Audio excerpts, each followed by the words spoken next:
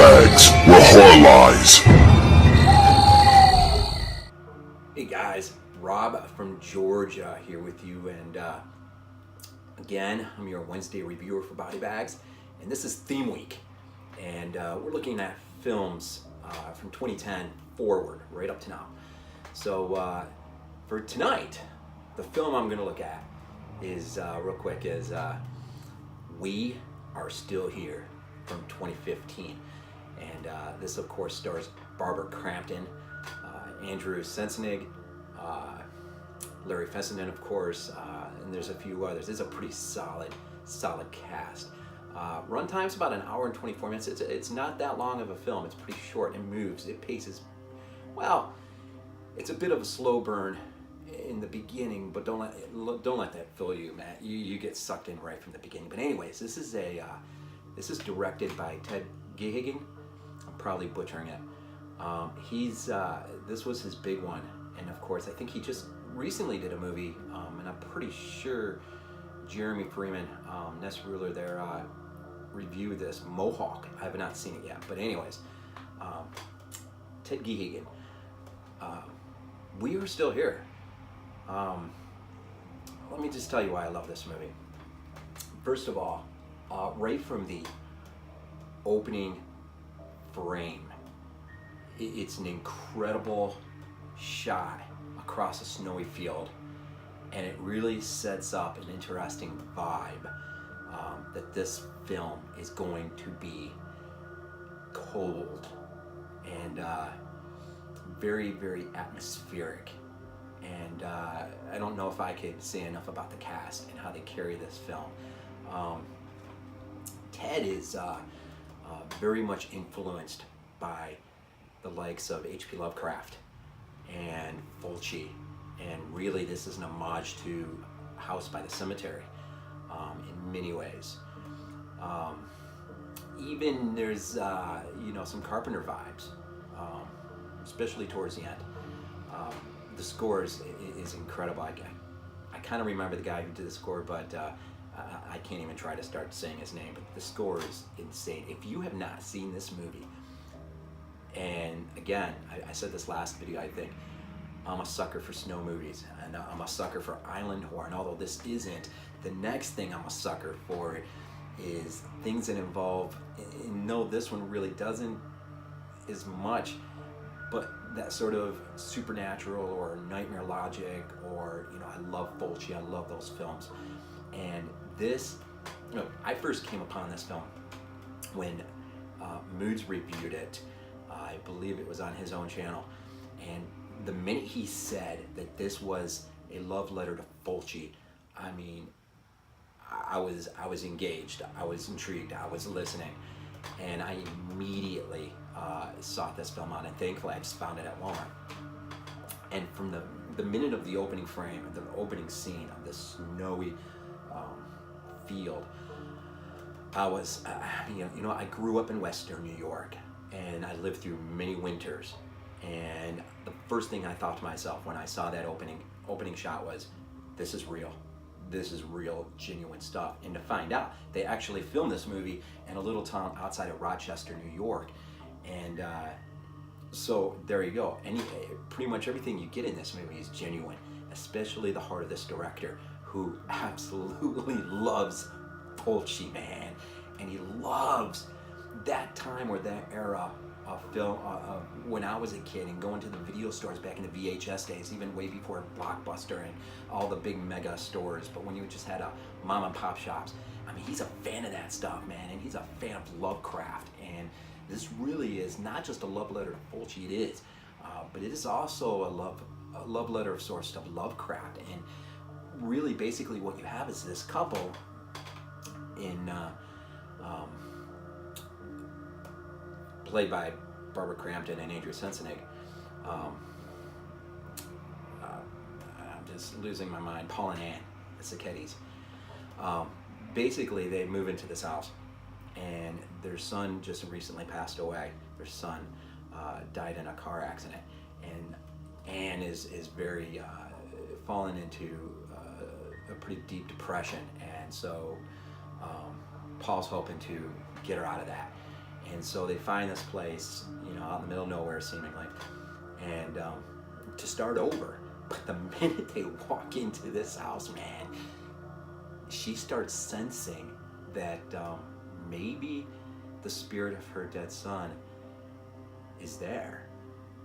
And although there's something much more dark and sinister at play here, they're sort of suckered in. Not Paul as much as Anne, but then they invite their friends. Larry Fessenden plays Jacob and Meg, and they're a spiritualist, New Age. By the way, this movie takes place in 1979.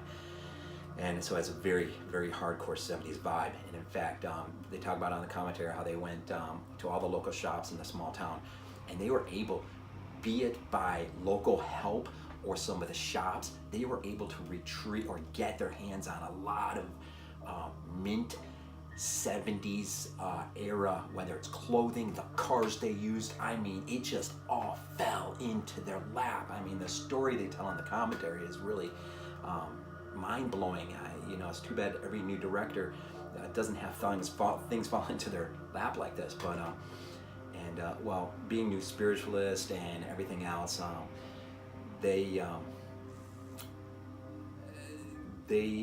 are brought into the situation as a matter of, hey, help us out here. We think our dead son might be here, and it just goes from bad to worse. There's I don't want to give too much away, but there's this like mythology that surrounds this house, and the town sort of guards this mythology, this idea that every 30 years, man, this house just wakes up, man, and just wants to consume whoever is in this house. And the townspeople, and this is your Lovecraftian theme here, if it doesn't, then the horror of this house will just go out and start to consume anything and everything around it. So in order to protect themselves, the town makes sure that there's a family in the house, or at least someone will be sacrificed in order to keep the town safe and secure. And so the Fulci vibe, or it is a love letter to him, that really is played out towards the end of the film in full force, man. I mean, this, like I said, this movie is somewhat of a slow burn, but man, the end, when you turn this one corner, it just, I mean, it's crazy.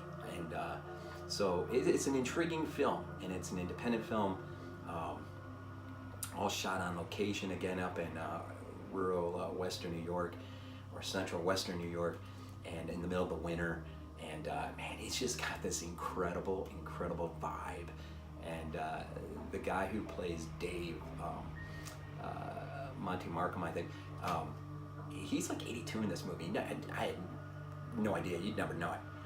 And he's sort of like the sinister guy behind everything. Like, he's the one who forces the town to ensure that it'll keep itself safe. And so, but really, this is about loss. This is about, of course, a family that's recently lost their son, and they're trying to cope with this.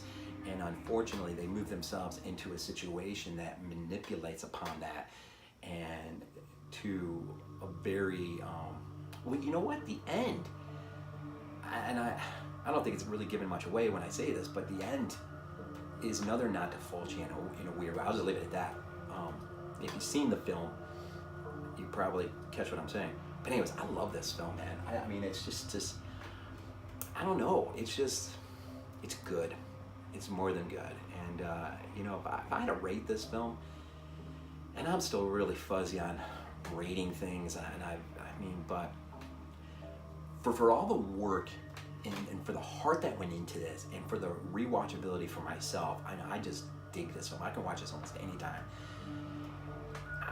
9.5 out of 10. I mean, this movie, for me personally, I mean, I'm getting Lovecraft. I'm getting Fulci, man. I'm getting a guy who's bringing this movie who you know, harkens back to a day that I'm well familiar with.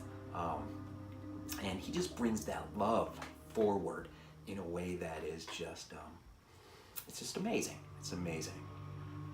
We Are Still Here from 2015. If you have not seen this movie, you have got to see this movie. Look for it on Amazon or wherever you can pick it up. But it's great.